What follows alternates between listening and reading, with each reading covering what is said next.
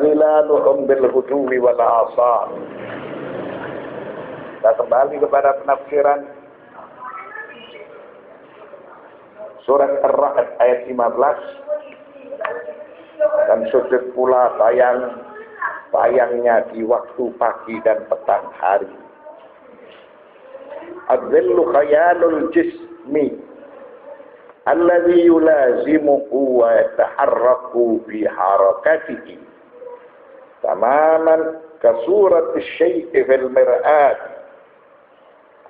Maka bayangan suatu benda itu selalu menyertai bendanya. Bayangan suatu benda itu selalu bergerak mengikuti gerakan bendanya. Tidak berbeda sama dengan gambar yang terlihat pada kaca. Gambar itu menunjukkan orang yang berkaca secara utuh. Apabila orang itu bergerak, gambar itu turut bergerak. Wa khassa subhanahu al-ghadawati wal 'ashaya bidzikri li'anna adh-dhilla yatulu wa yamtaddu fi hadhain al-waqtain. Allah subhanahu wa ta'ala hanya menyebutkan al-ghadawat wal 'ashaya, pagi dan petang, karena bayangan itu terlihat secara jelas dan nyata pada kedua waktu tersebut.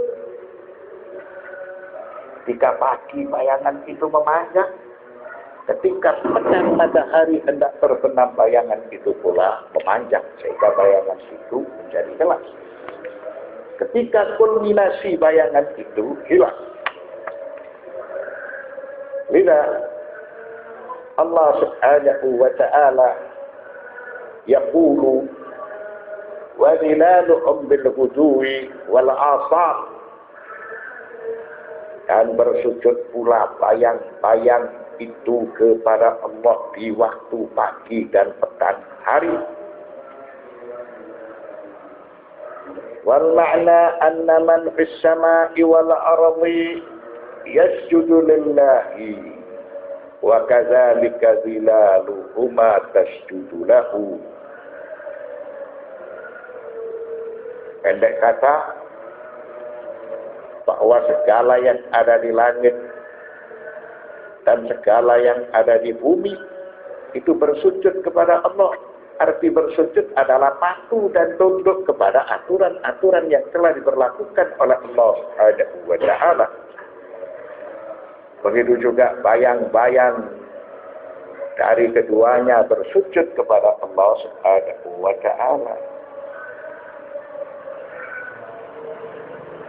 Kalau seandainya bayang-bayang itu ada, dia bersujud.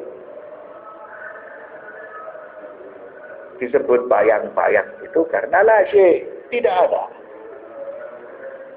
Kalau seandainya ada, dia bersujud kepada Allah Subhanahu wa ta'ala.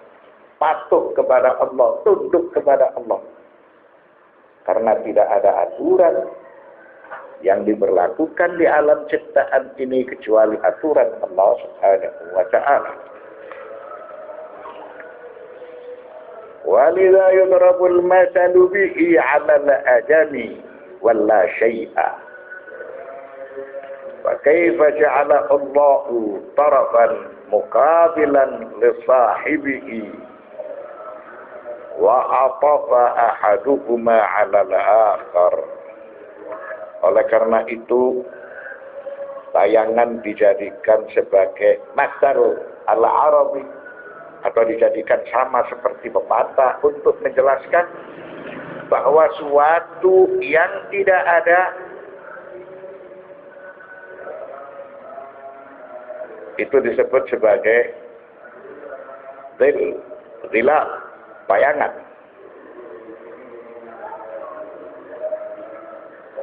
Kemudian mengapa Allah Subhanahu wa ta'ala menjadikan bayangan itu selalu mengikuti kepada bendanya? Seperti gambar di kaca itu menunjukkan kepada sesuatu. menunjukkan kepada orang yang berkaca.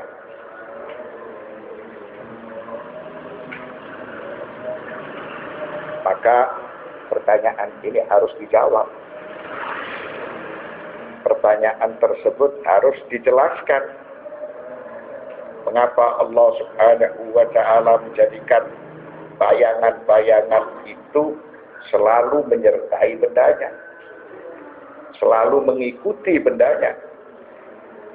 Wa ajaba as-sufiyatu bi anna al-murada biman fis samawati wal ardi ala ajsamu wa bidzilali al-arwahu. Maka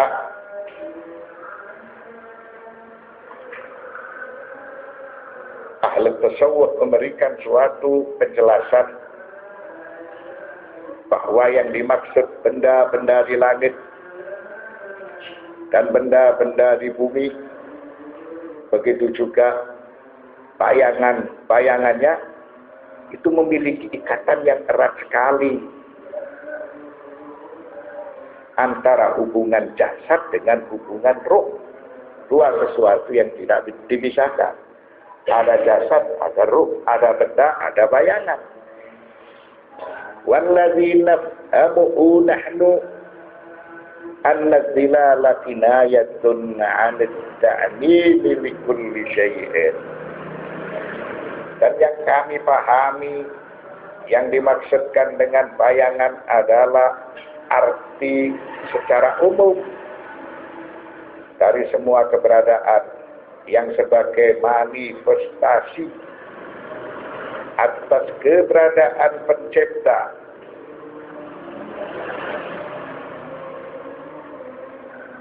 Walaupun bayangan itu tidak ada, tapi ini menunjukkan suatu arti kinayah. Arti kinayah secara umum. Siapapun dia, berupa benda atau bayangan, berupa jasad atau ruh, itu semua patuh kepada Allah Subhanahu wa ta'ala, bersujud kepada Allah Subhanahu wa ta'ala. Wa anna kulla syai'in ma fil kauni yasjudu lillah. Tidak ada sesuatu pun di alam ciptaan ini yang nyata atau yang tidak nyata, melainkan itu semua bersujud kepada Allah Subhanahu wa ta'ala. Bagi Allah tidak ada beda. Ilmu Allah meliputi atas segala sesuatu. Dia mengetahui yang nyata dan dia yang mengetahui yang tidak nyata. Yang tidak nyata baginya itu jelas. Lebih jelas dari segala sesuatu yang nyata. Ayyukirru biwujudihi min bab dilalatil masnu'i ala sani'